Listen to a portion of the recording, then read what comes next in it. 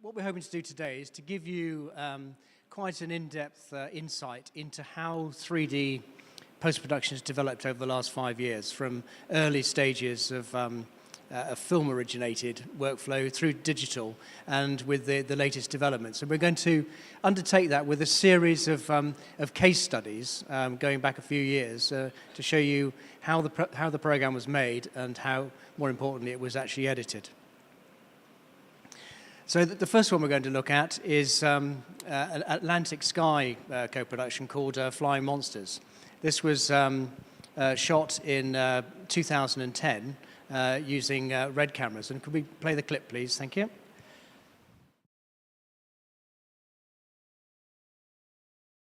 The type of disciplines we had to cope with were live action, as you saw there, but fully integrated with CGI.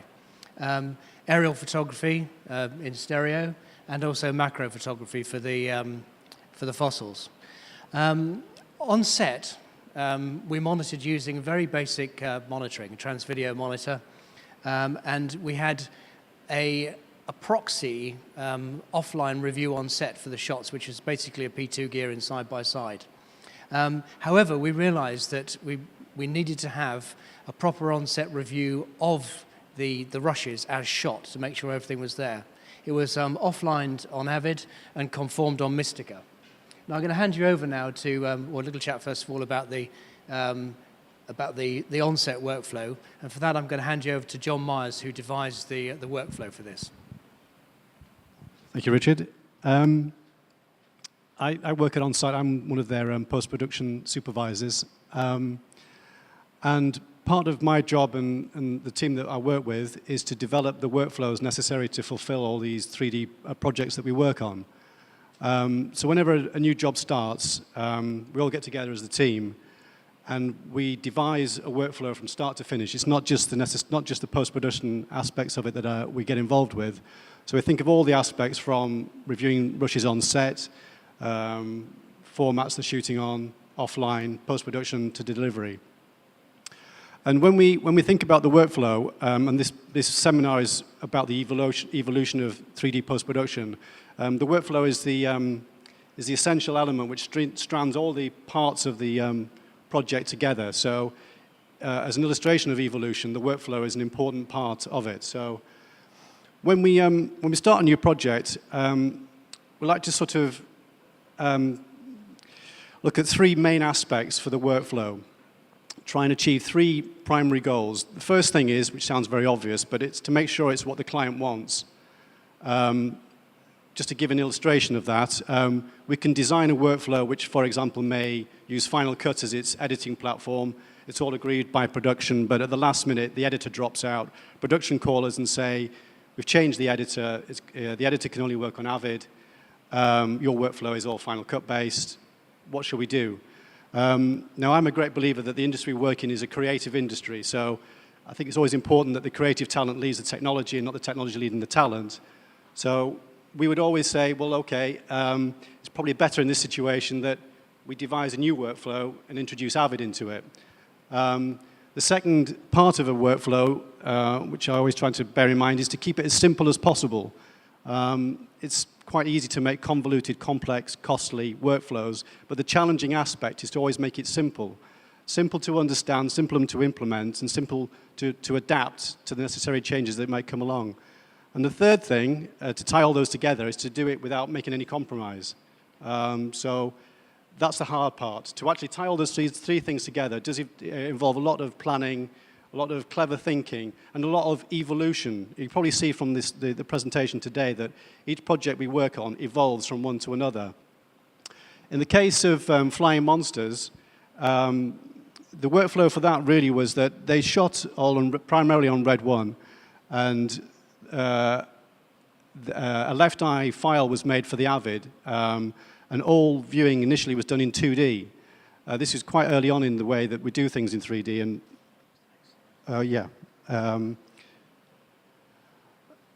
so they did an initial review in 2D of all of their rushes and then produced a list of the selects that they would like to then process into 3D. We received an EDL for that and converted all of the rushes into viewable offline 3D files with 3D corrections. This was done in-house, and then DNX files supplied, returned to Atlantic for their offline edit.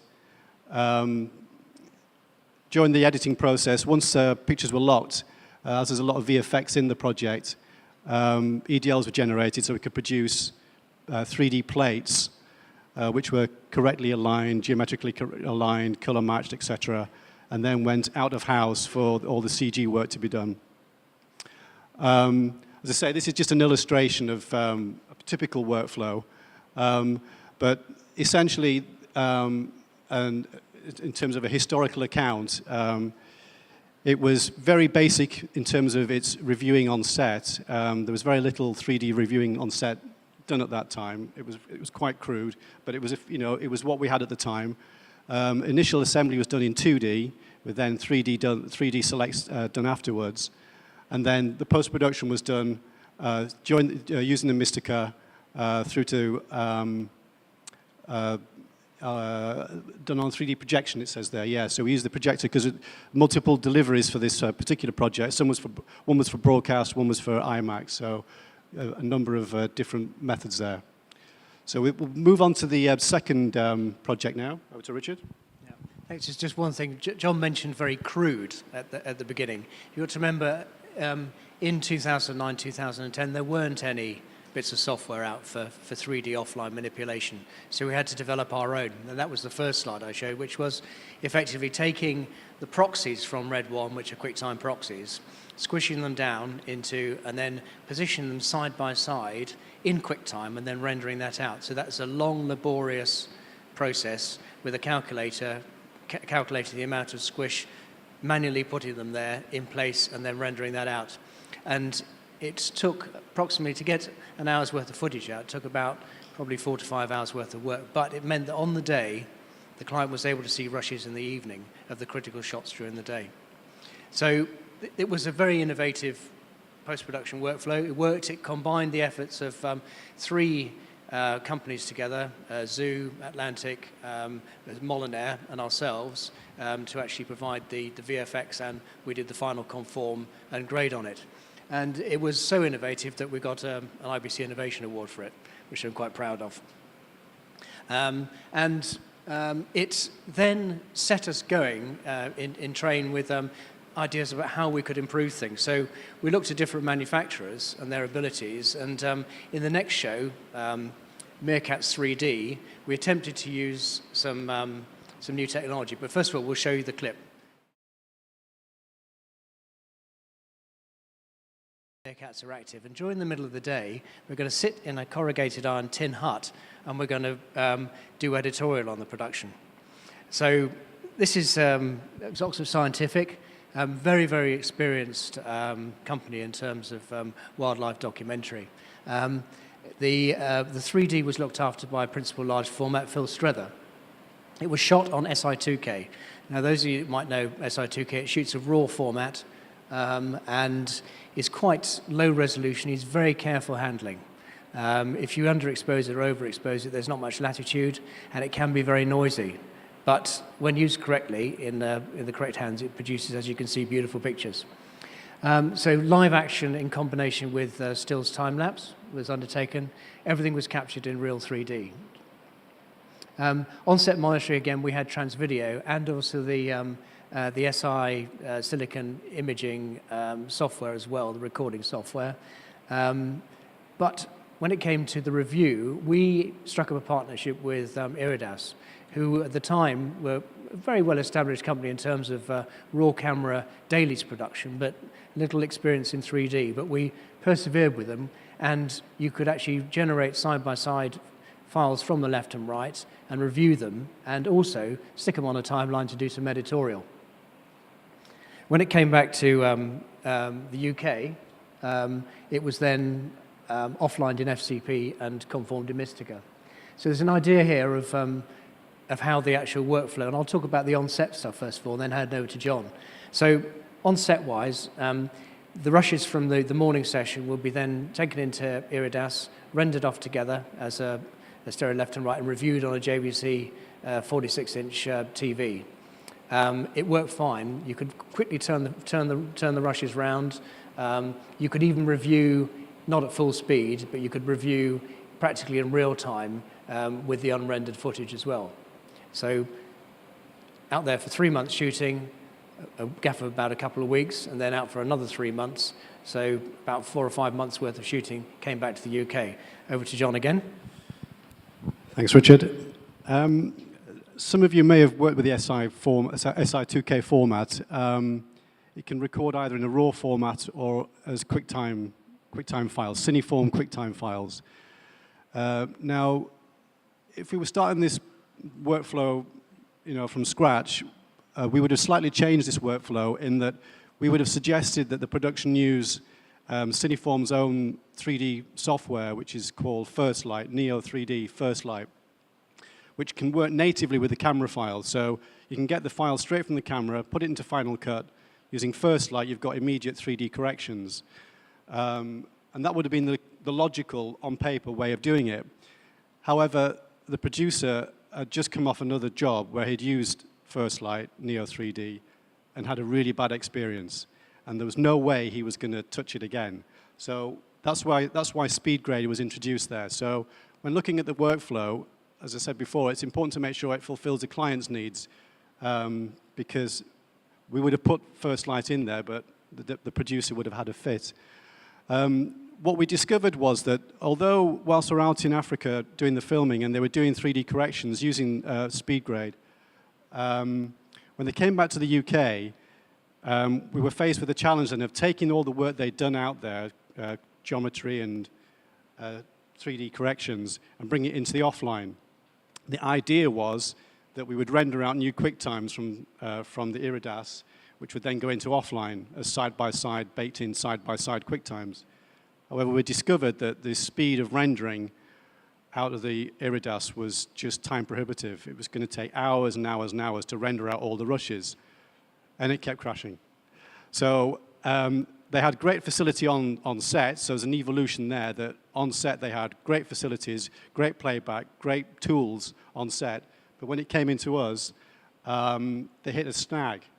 So the plan was, or the workflow was tweaked, and we took an EDL from the Speed Grade, from the Iridas, of all the good takes that they've chosen.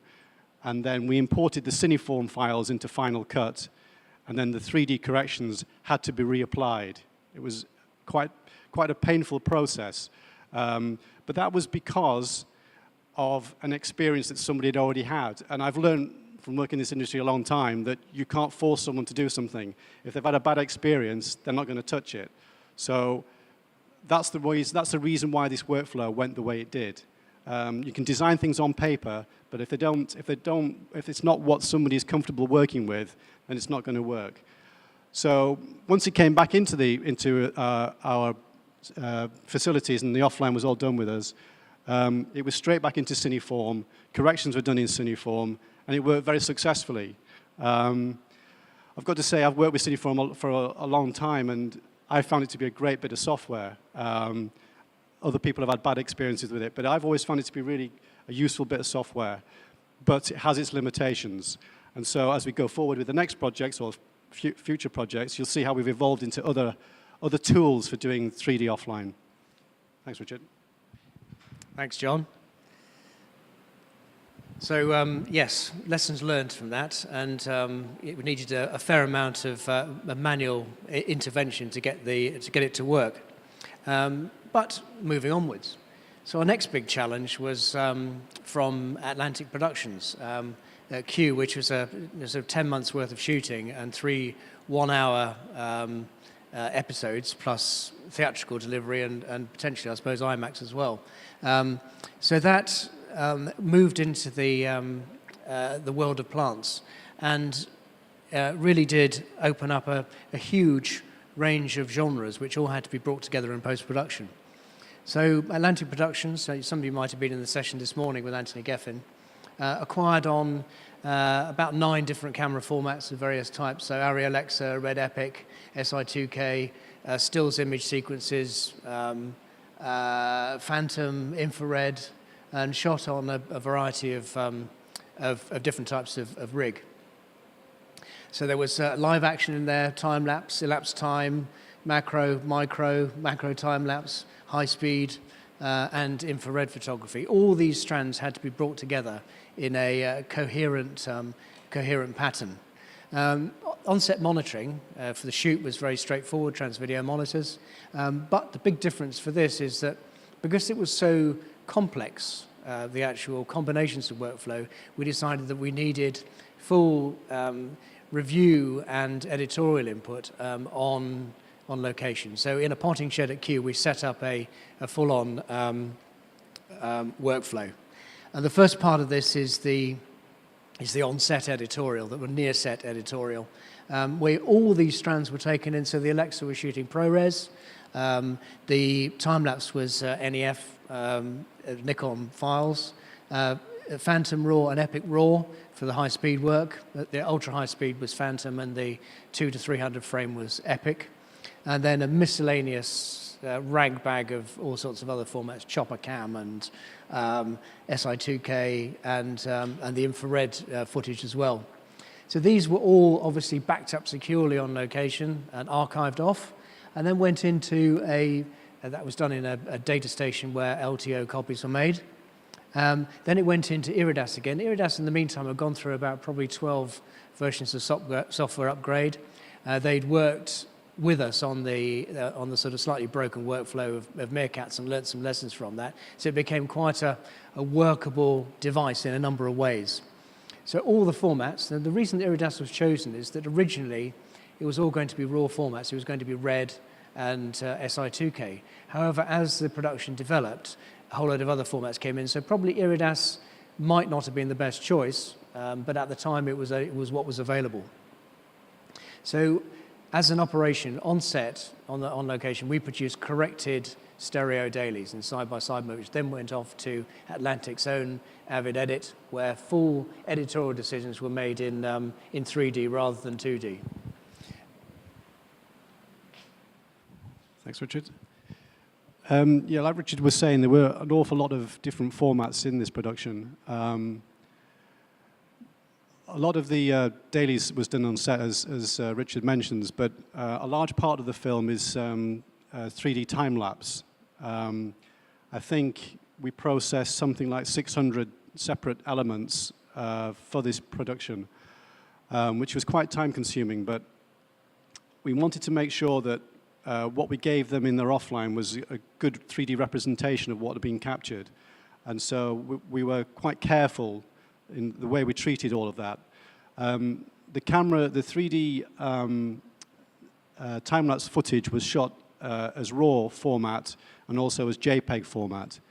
And so for offline, we processed the JPEG resolution files. We used After Effects to do all the processing. We then converted that into Cineform, did 3D corrections in Cineform, and then produced Avid DNX files from Final Cut.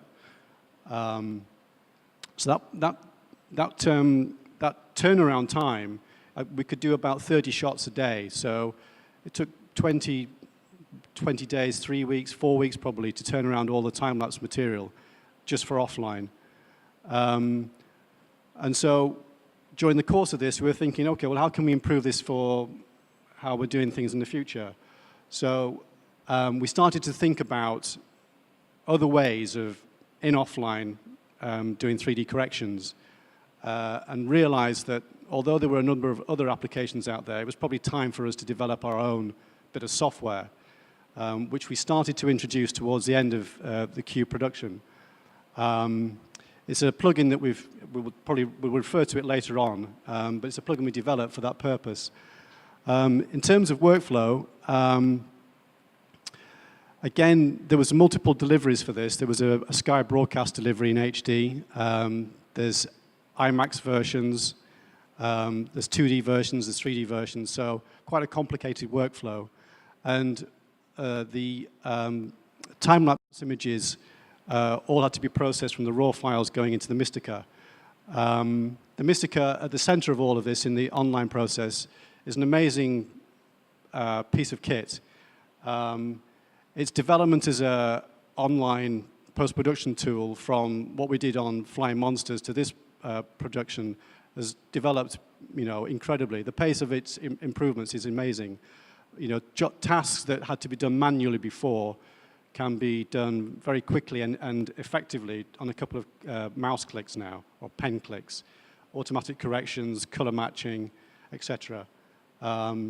So the way we can, I think it was in Flying Monsters, I think, where they had the polarization. Yeah, polarization was a big problem where we had flamingos on a lake, and through the mirror there was a polarization problem. So in one eye you were seeing sky, and in the other you weren't. And at that time, correcting it through Ocular and Nuke and Mystica, we came up with a solution, but it took a long time. It was quite painstaking. But 18 months later, we can do those kind of tasks much quicker and do a better job, all within the Mystica now. So I think we move on to the next project.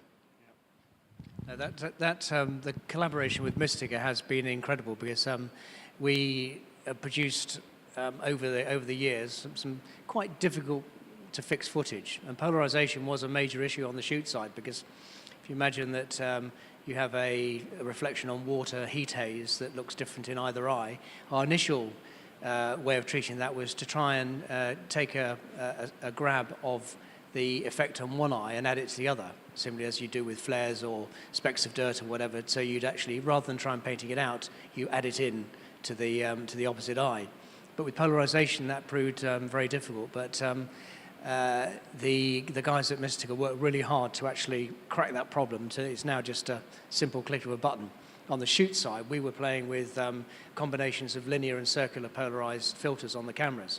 Obviously, with a mirror rig, the reflected light has got no circular polarized light on it, and the through light through camera has. And so you're experimenting with a linear polarized filter on the reflected camera and a circular polarized. Of course, nothing then works right on the shoot. But now a problem like that, which was insurmountable, is now readily fixable. So lessons learned, and onwards with the thing. Now, there's the next production I'm going to look at is it's a very interesting production, because it is an opera shot film style, so not shot multi-camera, but film style, rather than a sort of a live performance recorded. It was shot over 3 particular days, one with a full audience with sort of minimal seat kill, the other with a members only, so huge seat kill, so we can get a large crane in there and a number of other cameras. And the third was a pickup session during rehearsal for the Steadicam on stage. It's rather difficult in an opera when people are paying 180, 210 pounds a seat to actually have someone with a Steadicam wandering around in the production. So that was shot as a separate pass. But shot using 3reality technical rigs and pretty much corrected video, but shot with Alexa cameras. And the actual combination of those things was quite interesting. But first of all, let's play the clip.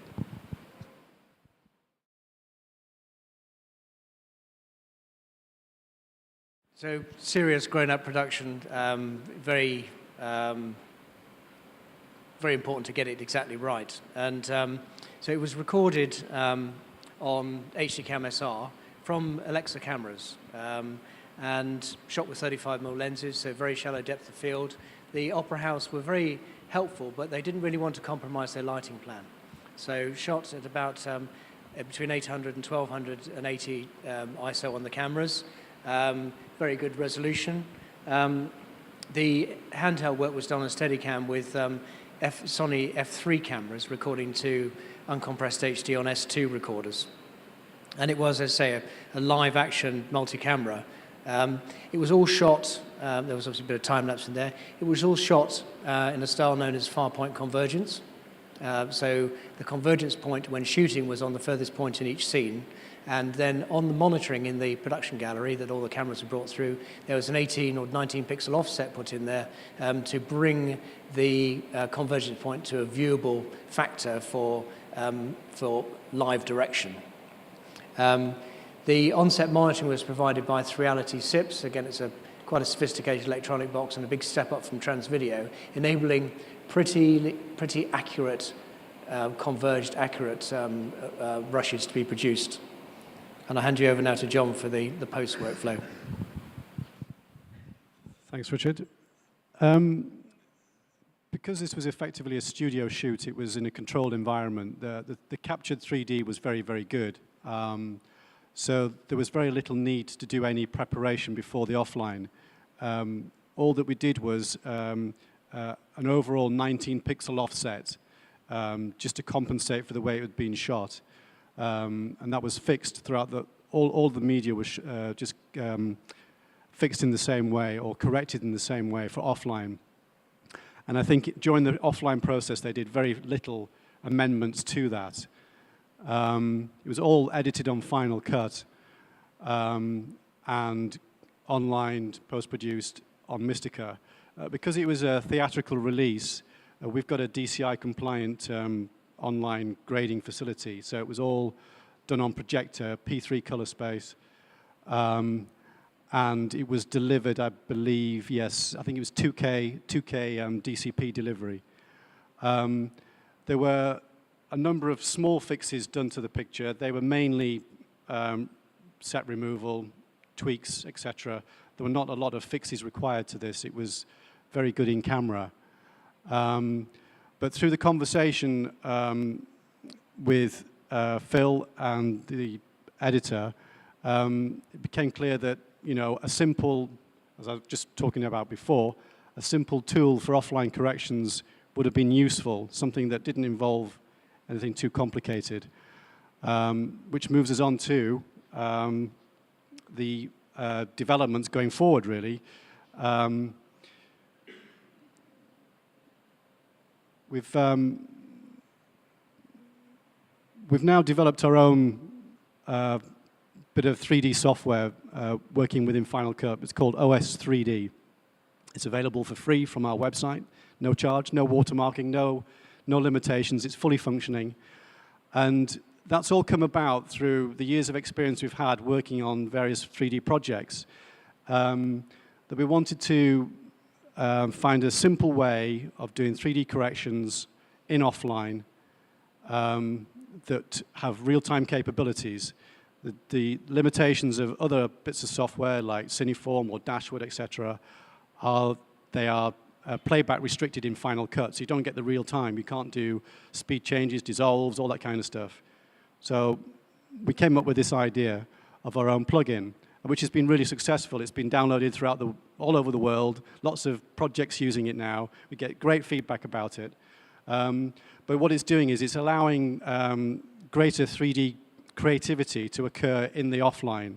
So you can see from the early stages where they did initial review in 2D only, now we're encouraging people to get more involved in their 3D at offline stage without having to incur great costs of conversions or software, etc. At the same time, purely by coincidence, at the same time we launched OS 3D, Avid launched Media Composer 6 with all its stereoscopic tools as well, which are very, very good. It's, Avid have really pulled the hat out of the bag there. It's an amazing bit of software they've come up with. More complicated than OS 3D, not suitable for everything, but the whole process is moving forward. So greater creativity, easier workflows from offline to online.